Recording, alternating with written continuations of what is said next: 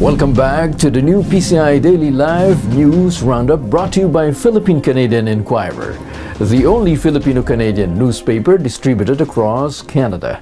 I'm Manny Noel Abuel. Thank you for joining us. We have the latest news development. In the news, Duterte orders military to bomb extremist groups and their hostages. A day after Abu Sayyaf released its hostages, Philippine President Rodrigo Duterte said that he has ordered the military to bomb militants who flee with their hostages, calling the latter, quote, collateral damage.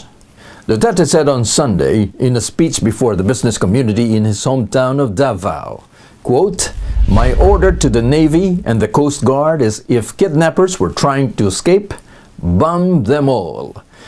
They say hostages, collateral damage.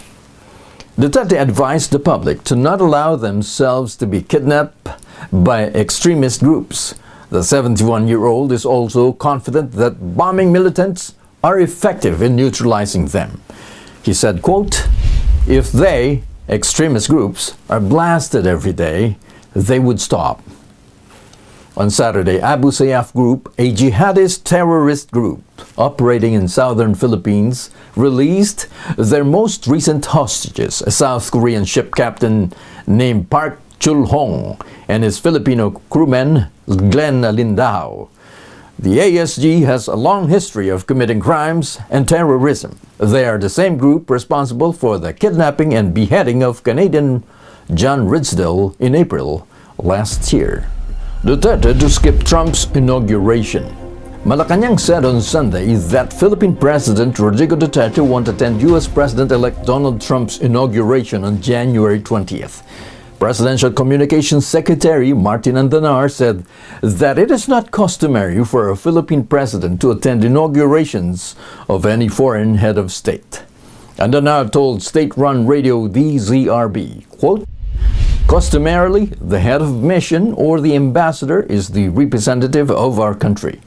Because this is totally a domestic event, Americans will be there to celebrate the inauguration. Duterte will be sending Andanar and National Security Advisor Hermogenes Esperon to Washington on his behalf. Trump's inauguration will be held on Friday, January 20th on the west front of the United States Capitol building in Washington, D.C. He will be sworn in as the 45th President of the United States. Duterte to declare martial law if illegal drug woes worsen. Philippine President Rodrigo Duterte said on Saturday night that he will declare martial law if the issue of illegal drugs in the country becomes virulent. Duterte said in a speech given before the business community in Davao, quote, I will declare martial law if I wanted to. Nobody can stop me. Martial law is declared in times of violent civil unrest and when major natural disasters occur. The Philippine law states that martial law shall be approved by the Congress and the Supreme Court, a legal process Duterte said he is more than willing to ignore. He said, quote, I don't care about the Supreme Court.